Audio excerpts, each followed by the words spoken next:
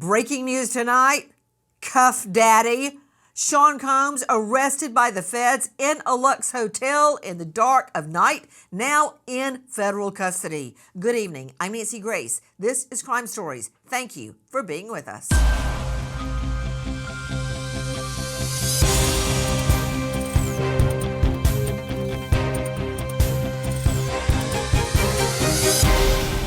Today I'm announcing the unsealing of a 3-count indictment, charging Sean Combs with racketeering conspiracy, sex trafficking, interstate transportation for prostitution. The indictment alleges that between at least 2008 and the present, Combs abused, threatened, and coerced victims to fulfill his sexual desires, protect his reputation, and conceal his conduct. As alleged in the indictment, to carry out this conduct, Sean Combs led and participated in a racketeering conspiracy that used the business empire he controlled to carry out criminal activity, including sex trafficking, forced labor, kidnapping, arson, bribery, and the obstruction of justice. And we have just gotten our hands on the federal indictment. But first, let's talk about what went down in the dark of night. Sean Puffy Combs seen out on the street in New York just 30 minutes before feds break into his luxury suite at the Park Hyatt Hotel on 57th Street and arrest Combs and proceed to shred that hotel room, looking for evidence. Joining me right now at the hotel just outside the Park Hyatt is crimeonline.com investigative reporter Angelica Martinez. Angelica, thank you for being with us. Tell me what happened right there last night. Yes, Nancy, we are currently outside the Hyatt Hotel, the Park Hyatt Hotel, where Sean Puffy Combs was arrested last night. He was arrested following an indictment that was returned by a grand jury yesterday on Monday, and that set in the process to arrest Sean Combs. Guys, joining us, Angelica Martinez at the Park Hyatt. We understand that feds, pursuant to warrant, went into Combs' room right behind you up on one of the penthouse levels and arrested Combs last night. He had no idea it was about to happen. We've also heard reports the arrest was to go down at least 48, if not 72 hours later, but something triggered the feds to make the arrest last night. Combs actually spotted out on the street and videoed BSing with fans and friends just before, literally minutes before the feds arrested him. I know they were poised outside the Park Hyatt Hotel where you're standing right now, Angelica, waiting for him to come back in with eyes on Sean Puffy Combs the entire evening, Angelica. Yes, so apparently negotiations for Sean Combs' surrender had been in the talks for a while. And like you said, Nancy, something triggered this arrest. Something happened that caused them to move it from allegedly later in this week to just last night. He was allegedly arrested right in the lobby, and he was not expecting that, according to some sources. Angelica, I think I know what may have prompted the early arrest. You know, you're about 20, 30 minutes from Teterboro private airstrip. Combs has money. You can get on a private plane without a passport. Now, where you can land without one is a whole nother can of worms. But if they got wind that he was leaving with all of his money and access to private planes, that's the time you make the arrest ahead of time. Joining me there at the Park Hyatt Hotel in the heart of Manhattan, Angelica Martinez. Let's open it up to the panel. And the last few moments, we caught the lawyer, the defense attorney, Agnefello, and he states his client is going to be released. Do you really believe that Sean Puffy Combs is going to get out on bond? Straight out to high-profile lawyer Nima Rahmani, former federal prosecutor, president, West Coast Trial Lawyers, and author of Harvard to Hashtag. He is an expert in federal law. Nima, thank you for being with us. Quick question regarding bond. Now, we know that Combs was held overnight, and he is with the feds right now. You know his lawyer is going to make a big play for him to get out on bond and make a big show, probably walking along Park Avenue, maybe Fifth Avenue, wearing his fur coat as if he has a worry in the world. Why do I say that? Because when you don't know a horse, Nima, look at his track record. That has been his MO since the get-go. Hey, you raided my house? No problem. I'm out surfing, water sports with my family, living it up with some champagne. Yeah, that's him. That's his MO, to act like nothing is wrong and give the illusion of complete innocence and carefree. Do you think they're going to give him bond? Nancy, is really up to the judge. I don't think he deserves bond because we're talking about some very serious charges, right? And bond is appropriate when an individual is not a risk at flight or a danger to the community. And like you said, he's both. We're talking about someone that's engaged in violence, drug offenses, sex offenses, firearms allegations there. This is someone who's violent. And of course, he has essentially unlimited means and can take off. Now, there's going to be a detention hearing, usually within 3 court days of the first appearance. And a judge is going to have to decide whether there's no condition or combination of conditions that can guarantee Diddy's appearance in court. I think, even though I disagree, if you put a gun to my head, I think he is going to be granted some sort of bond, even though I don't think he deserves it. Put him up.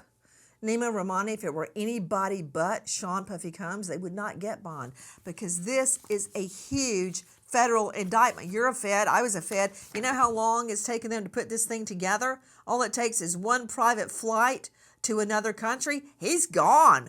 I mean, look, we've never been able to get Roman Polanski back, and many, many others. We see artists, think of Kanye, for Pete's sake, who records in Paris. He doesn't need to be in the U.S. This indictment shows a vast criminal enterprise. What are we learning? We're learning that there are co-conspirators. But I want to tell you, Nima and the rest of the panel, listen to this. In the very beginning, in the very first line, for decades, the defendant abused, threatened, and coerced women and others around him to fulfill sex desires, protect his reputation, and conceal his conduct. And that is exactly what he's been doing. Straight back out on the street, joining us in front of the Park Hyatt Hotel, crimeonline.com investigative reporter Angelica Martinez. Angelica, as late as last night, 30 minutes before he is arrested by the feds, he's out like he doesn't have a care in the world, BSing, playing around on the streets with his cohorts. So that's his MO. He always has the facade, the veneer of successful rap mogul, billionaire, out on yachts, living it up, dripping in furs and diamonds.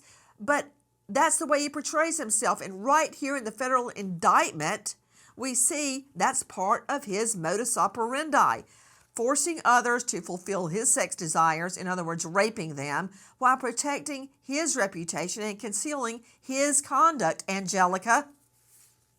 Yeah, so P. Diddy definitely has a history of this. If we look back to when his LA and Miami homes were raided back in March, P. Diddy was out living his life in Miami with not a care in the world, taking pictures with fans and, posing for Instagram lives. And so that's definitely part of the persona he has tried to keep up and has done so successfully for these past couple of decades. P. Diddy was the guy you wanted to be around, you wanted to have parties with, get invited to his, luxurious, amazing white parties, as we heard from the latest lawsuit from Adria English, who was one of those participants in the white parties. So, he spent the night in federal custody, which is quite the contrast from this very luxurious Hyatt hotel we have behind me. And, as you said, in the heart of Manhattan. So, yeah, very, very interesting stuff going down with P. Diddy. The indictment is naming cohorts, but who will they end up being? It gives veiled references to security guards, 7 other businesses, employees that worked for Combs and enabled him to basically run a sex trafficking enterprise. What does that mean? RICO, racketeering. It was first reserved for the mob. The mob. This is what it means. Let me break it down. Jump in with me, Nima Rahmani. First, you have a predicate act. That can be It can be a murder of Tupac Shakur. It can be any number of state crimes. But that predicate act is like the center of a big spider web. And there are other people helping you enlist sex victims to enlist and further your criminal enterprise. That is how the feds are going to bring in other witnesses as defendants. And in the end, Romani, they are going to rat out Combs. Agree, disagree? Oh, agree, because when you're dealing with a RICO conspiracy, anyone who participates in the conspiracy, they're on the hook for all the substantive acts in furtherance of the conspiracy. So what does that mean? Someone called or helped to get one of these commercial sex workers and they're by force, they're on the hook even if they didn't participate in the rape. So the feds have a lot of leverage in these RICO cases. And like you said, you don't need a whole lot to prove RICO. You don't need the mob or the cartel or street gangs. You need a criminal enterprise. Romani, we just got our hands on this very lengthy federal indictment, and you know the feds go whole hog. They're not going to charge you with 1 or 2 counts. I'd like to direct your attention to paragraph 12A. Combs and other members and associates of Combs Enterprise, there's your witnesses right there, wielded power and prestige and would have repeat freak offs. Freak offs. The feds, their words, not mine. They were elaborate and produced sex performances that Combs himself arranged, directed during, and often electronically recorded. A freak off. In arranging them, Combs, listen, here's the witnesses, with the assistants and members and associates of Combs Enterprise. Here's the crime: transported, caused to be transported, sex workers across state lines and internationally. They occurred regularly, sometimes lasted multiple days, involved multiple commercial sex workers. And during the freak-offs, that's just a nice word, that's just a nice phrase for forcing women to be videoed while they're being raped. During the freak-offs, Combs distributed drugs to victims to keep them obedient and compliant. Sometimes, unbeknownst to the victims, Combs kept videos he filmed of victims in sex acts with sex workers. Did you hear that? That's exactly, Nima Romani, what Cassie Ventura said in her lawsuit, that he would force her to complete sex acts with sex workers and he would video it. After freak-offs, Combs and victims got IV fluids to recover from all the drug use and physical exertion. Can you hear what I'm saying, Romani? I Can do, you Nancy. hear This is about all the freak-offs? I do. This is all consistent with what Cassie told us almost a year ago in November. She was forced to have sex with these sex workers. Diddy recorded it. So there's going to be a treasure trove of evidence. And if you look at that indictment, they recovered 1,000 bottles of baby oil, Nancy. 1,000 that were used in these sex acts. So these are women who were brought, and sometimes him men, up, and they were please. forced to commit sex. Nima Romani, you know what? Didn't you go to Harvard?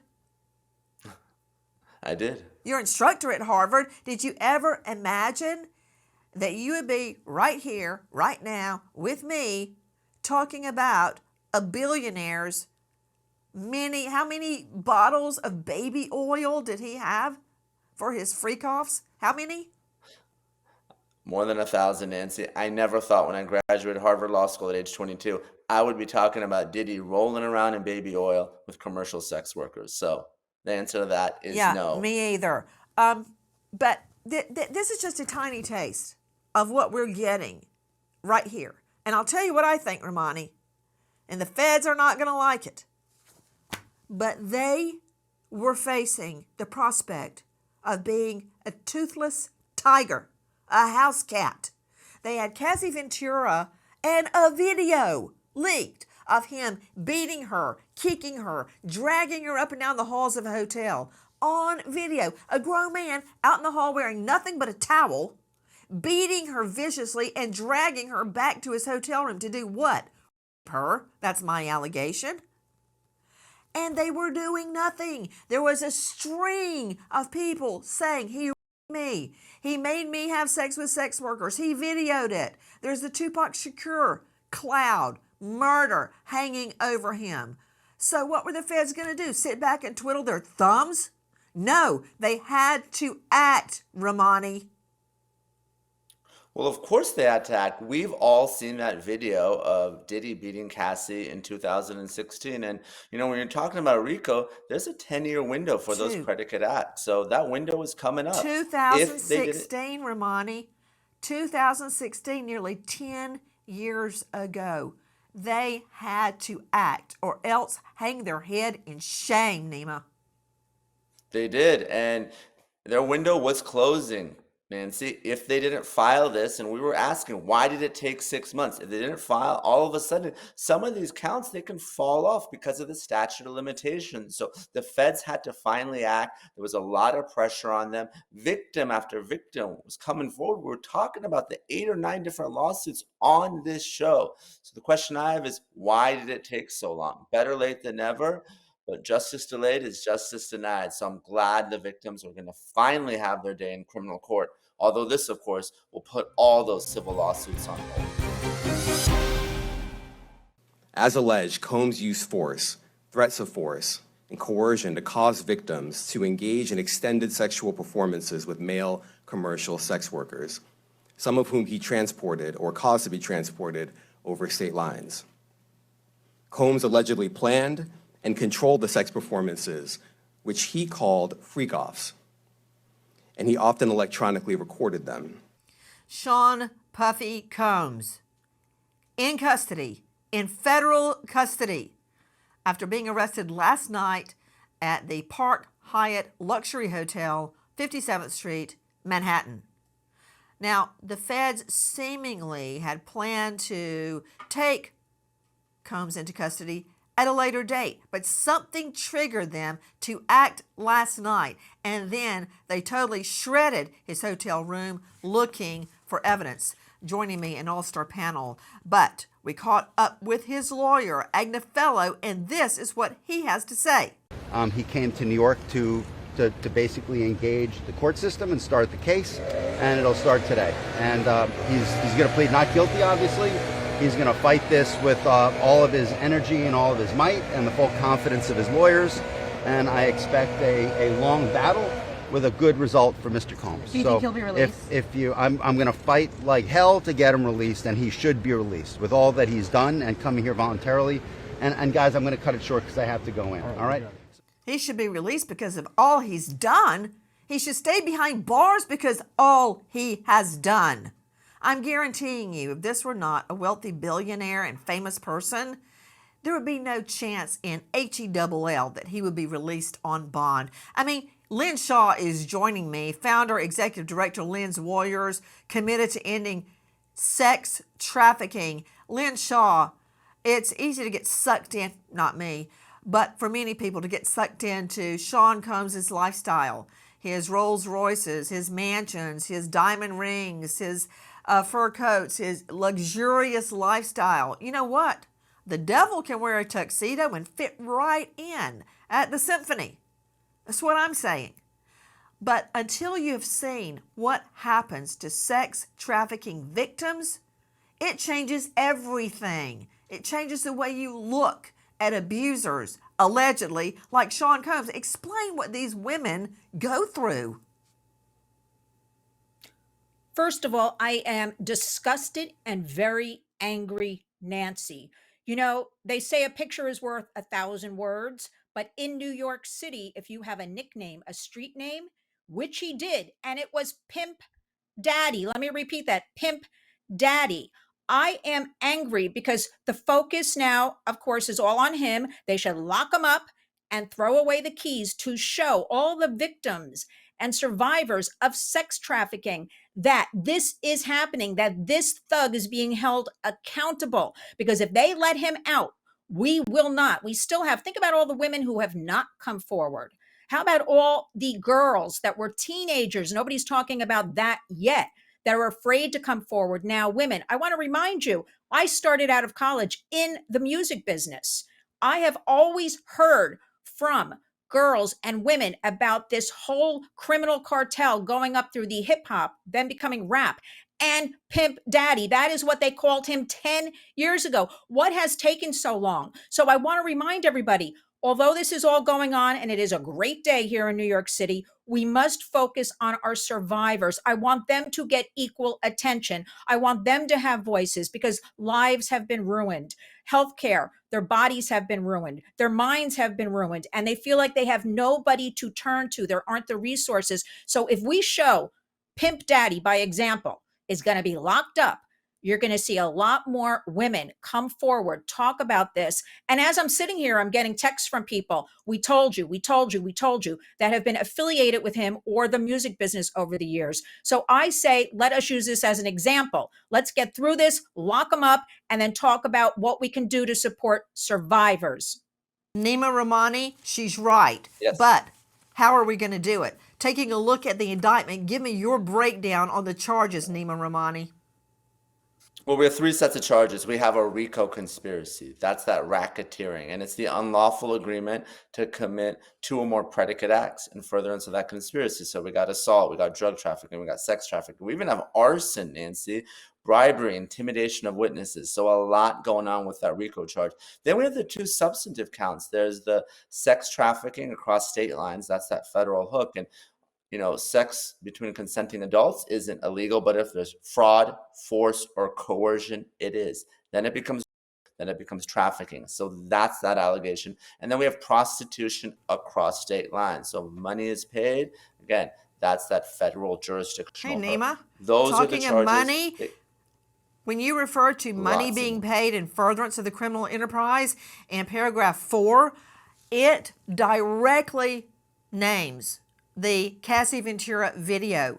And it says a woman, but it says Combs dragged, kicked, and threw a vase at a woman as she was attempting to leave. And when a member of hotel security intervened and tried to stop him, he tried to bribe the staff member to ensure violence. To ensure silence. That goes hand in hand with what you're saying, Nima. Well, it does, and we know that he paid tens of thousands of dollars for that video. What he didn't know is the hotel staff maintained a copy, and CNN got a hold of that video. So this is just part of the pattern. And even after the raids of his Miami and Los Angeles homes, there's phone calls reportedly where Diddy is trying to bribe and dissuade witnesses. So there's two ways he does it. Apparently, if you look at the allegations, he tries to pay them off, and we know a lot of them have filed civil lawsuits, and I wouldn't be surprised if he's trying to buy their silence. And the other is, of course, the force, right? You look at the indictment. He has 3 AR-15s with obliterated serial numbers, lots of guns, there's beatings, there's threats. So Diddy is going to do everything he can to prevent these witnesses and victims from testifying at trial. Hey, Nima, it's really hard for anybody to beat a gun charge because all the state's got to show is it's an illegal weapon with the serial numbers scratched off, and it's in your possession. That's it. That is a federal gun charge. It's really hard to beat that. Hey guys, you're seeing this video this is after the raid on that mansion from our friends at TMZ. But Nima Rahmani, in here, we see in the indictment that we've just gotten, we managed to get it before it was read in court. The feds are so smart, Nima. Have you ever seen fisher people use not just a rod and reel, but a net? That's what they've got here, Nima. And if you could explain, as a former Fed, they talk about security staff, employees, staff, domestic people, all sorts of administrative employees that helped and enabled Combs. And what they're doing is they're throwing out a net. And by doing this, they can catch all of them as unnamed co-conspirators. Explain the significance of what they have very wisely done in this indictment. So an indictment that alleges conspiracy requires an unlawful agreement between two or more people. But you don't have to charge the two or more people. They can be unindicted co-conspirators, which means that they're named or not, and they're not charged. But Any good lawyer knows that they can be charged and they can be on the hook for all this. And talking about the freak offs, if you read the indictment, there's a lot of materials they need. They need bed sheets. They talked about the baby oil. They need the drugs. They need the IVs. They need the lighting. They need the cameras. So these individuals that were part of Diddy's circle, they provided all of this. Please join us on our mission to find missing people, especially children, to solve unsolved homicides. If you're on the go, catch us on your favorite podcast app where you can get all of our content where we, in our own way, seek justice. As the indictment alleges, in late 2023, after public allegations were made about Combs' crimes, he and others pressured witnesses and victims to stay silent, including by making phone calls to witnesses and victims and giving them a false narrative of what they had experienced. Sean Puffy Combs in federal custody. He was arrested last night in the cover of darkness at the Park Hyatt Hotel, downtown Manhattan, 57th Street. The arrest was sooner than the feds had anticipated. Something triggered them to have the arrest go down immediately. And I can guarantee you, as Combs was filmed out on the street, BSing with his friends, cohorts, and fans, the feds had eyes on him until he went back in that hotel. How do I know that?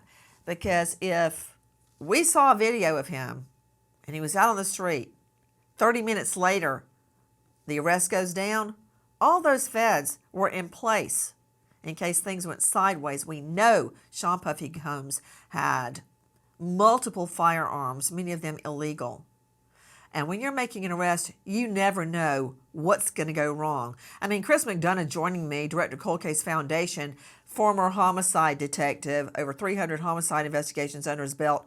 You and I have been on many a raid and many an arrest. And when that happens, you don't know what idiot's going to grab a gun and start shooting, Chris. Yeah, that's a very high risk situation, Nancy. And a scenario like this, where you have an individual who is basically what we would call an anger retaliatory predator, he is capable of anything. And so the feds were probably way on top of this with either what they call a T3 warrant, where they're sitting in a box somewhere and listening to all of the conversations going on, especially with something this high profile, or they had a criminal informant in the game, and somebody tipped off something that put this whole thing into motion. You know, another issue, and what I'm saying about the feds being ready, locked and loaded, eyes on Diddy, I guarantee you they were watching him for hours and hours before they finally moved in and had agents in place in the fire stairwell, in undercover, in the lobby, for real, with the earphones in their ear, describing, here he comes, he's getting on the elevator, he's coming up. Everything was synchronized and perfectly orchestrated to ensure, or try to ensure, that no one got hurt. Diddy, surprised, he did not think this was happening, and he is in federal custody right now. He just saw his lawyer, Agnefello, who vows to get him out on bond. Will that happen? Joining me an all-star panel, including Chris McDonough, Lynn Shaw, Angelica Martinez outside Park Hyatt. But I want to go now to Nima Rahmani, former Fed, now trial lawyer. Kelly Hyman joining us, trial lawyer out of Miami, host of Once Upon a Time in Hollywood, Once Upon a Crime in Hollywood. Kelly, thank you for being with us. I want to talk to you about the indictment. In paragraph 4, we see a direct reference to the Cassie Ventura video where he's dragging her and beating her and kicking her in that luxury hotel, throwing a vase at her. It goes on and on and on. But in paragraph 5, we see him being described as facilitating and using his business, Combs' business, to cover up his abuse and commercial sex. It goes on to discuss what I believe are going to be unnamed co-conspirators, or at the very least witnesses, security staff, household staff, personal assistants, and I'm reading from paragraph 10 right now, high-ranking supervisors and other close associates of Combs. That could be anybody. As Nima Rahmani and I were just talking, that could be the guy who set up the lighting for his freakouts. And what the freakouts are is Combs forcing women to engage in sex acts with paid sex workers on video. Basically, being raped on video by some sex worker that you have flown in. We also know that he would give the victims drugs. Sometimes they didn't even know they were drugged. And even, it's alleged, threatened them with guns. The whole time, Combs would be watching the freak-off and or. My legal point is that they've named all these people: security staff, household staff, personal assistants, supervisors, other associates of Sean Puffy Combs. That's a very wide net from which to catch other co-defendants and witnesses, Kelly. These are serious allegations, Nancy. And it's also important to remember the fact that he is the only one listed in this indictment. So what does that mean? That potentially means the fact that the other people, whether it's people that work for him, are cooperating with the federal government, cooperating and giving information to let them know exactly what happened and what transpires as well. But it could also mean that their co-conspirators could potentially also be charged as well. So these are serious allegations. Now, what this means is the grand jury listened to evidence, and based on the evidence presented to the grand jury, they believe that there was some serious crimes, and now he is going to go to trial, and ultimately the jurors of his peers will make a determination whether or not to find him guilty of these charges. We are not done. This investigation is ongoing, and I encourage anyone with information about this case to come forward and to do it quickly. Anyone with information can call 1-877-4HSI-TIP. Joining me, Sydney Sumner, crimeonline.com investigative reporter. Sydney, this guy's got a rap sheet as long as I-75. Over and over, he was tied to, for instance, he was tied to a deadly stampede in Harlem. 91, accused of sex assault after a date. Arrested with Jennifer Lopez. Remember that? The shootout in a club. Accused of swinging a kettlebell at a UCLA coach. That was in 2015. Then, it goes, I don't have to even name it all. There's so much. Somehow, he has escaped hard jail time, Sydney Sumner. So what is he looking at now? Tell me what you know about the arrest last night and the charges now pending. Well, Nancy, these are very serious charges. We have those 3 counts: that racketeering conspiracy, sex trafficking by force, fraud, or coercion, and transportation to engage in prostitution. These are not charges that will be taken lightly, and not to mention all of the other things mentioned in this indictment: narcotics offenses, kidnapping, arson, bribery, and obstruction of justice. What's interesting to me, those kidnapping and arson claims, that kidnapping, we've seen that in several of these lawsuits, the latest by Dawn Richard, claiming that Diddy locked her in a car for hours and left her there. Her father had to travel from New Jersey to New York to get her out of that car. When confronted, Combs basically threatened her father, saying, "Do you want to ruin your daughter's music career?" And the arson, we learned about that in Cassie Ventura's lawsuit. She claimed that Diddy blew up Kid Cudi's car when she dated him for just a couple dates. So we've seen a lot of this, and we know that his staff is helping him accomplish all of these crimes. So I don't think the feds are going to let Diddy off easy this time. Chris McDonald, let me direct you to page 7 of the indictment. Combs subjected victims to physical, emotional, verbal abuse. You know, we were talking with Nima about the baby oil. Well, now we know what all had been found during the search of that Miami mansion, his mansion that was then put up for sale. Monitoring devices, lighting, fresh sheets, drugs, extra linens, lubricants, the lighting for the freak-offs, the people who would pay to clean hotel rooms after the freak-offs, paying to mitigate room damage, arranging for travel for victims, for commercial sex workers. I mean, it goes on and on and on. That's what they were looking for at his mansion when they raided it. These freak-offs would occur often in hotel rooms, and that's why they're getting all that information. You know, we were wondering, opining the other day, why do they want all the names of the people that were in the hotel, visiting the hotel room of Sean Combs? Why do we want their room service orders? Why do we want to know who was working that day, what cars they used, what tag numbers they gave? Now we know why. Yeah, I mean, all of that evidence, enabling this conspiracy of sex trafficking, et cetera. Nancy, early in my career from 84 to 86, I was a vice investigator, and I worked undercover with the most vulnerable personalities, that were out on the street. This guy, the doc said it earlier, let's just call it what it is. He was a pimp. He is a pimp.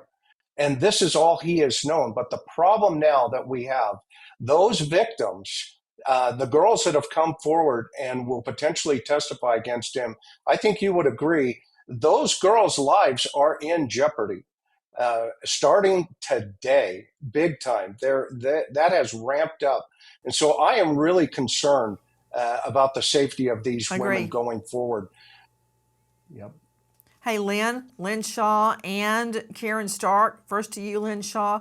If you look at page 8, we see in paragraph E, as an elephant, where Sean Combs's associates would observe, stand by and watch him beat and physically injure victims, keeping them from leaving locations, as Sydney Summers told us about keeping one victim locked in a car, putting them up in hidden locations, forcing them to remain in hiding days at a time to recover from the injuries Sean Combs inflicted on their bodies. So they would stand by and watch the victims get.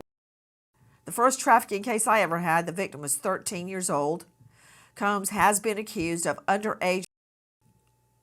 They would stand by and video these women getting beaten. And in paragraph A, page 6, often unbeknownst to the victims, they were being videoed while he forced them to have sex with commercial sex workers. But then that wasn't enough. According to this, he would beat them, and they would actually have to go in hiding for days on end to recover so the world wouldn't know what Combs did. Two of the biggest things that make money right now, Nancy, are sex trafficking and extortion.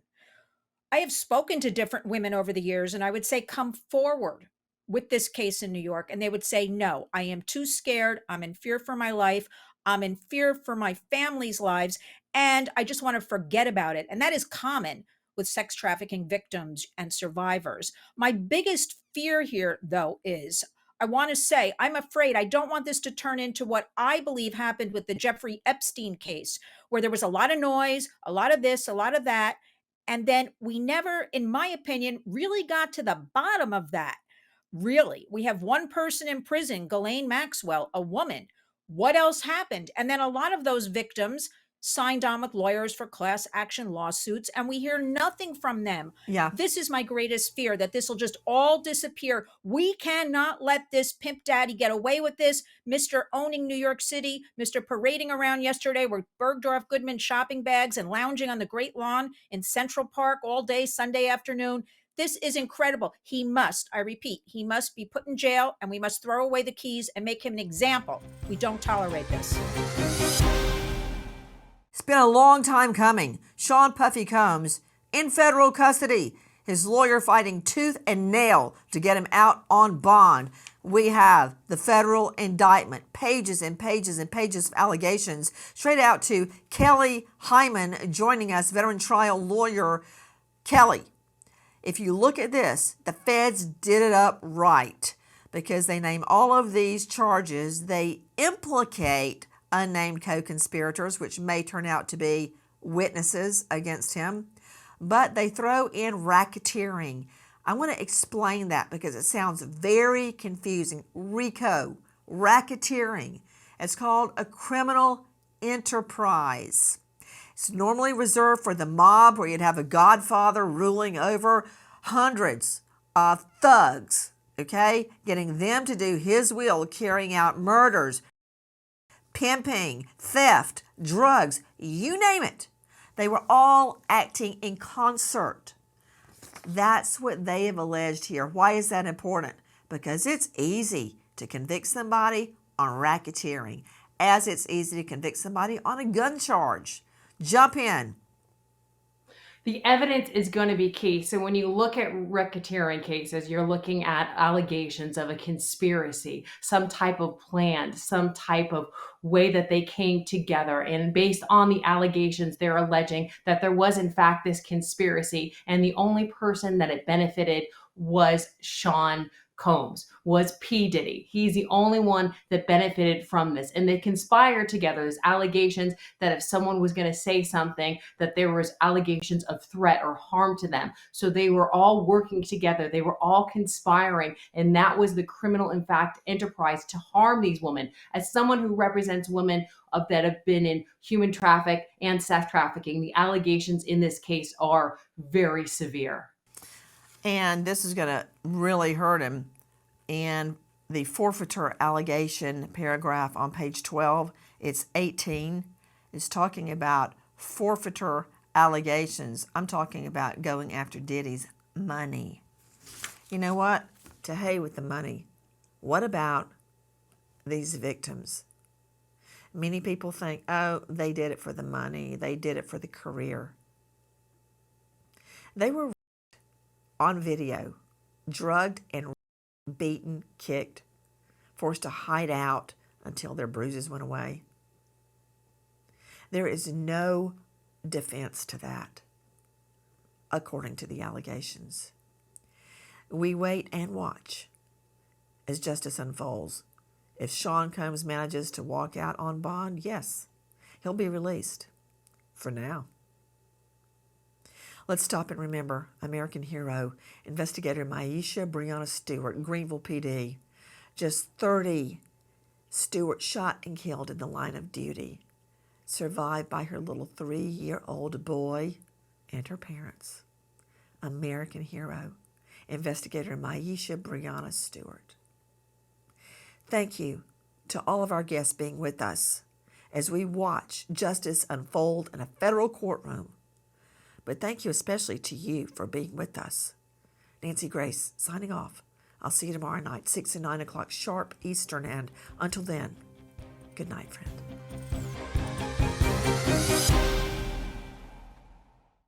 Please join us on our mission to find missing people, especially children, to solve unsolved homicides. If you're on the go, catch us on your favorite podcast app, where you can get all of our content, where we, in our own way, seek justice.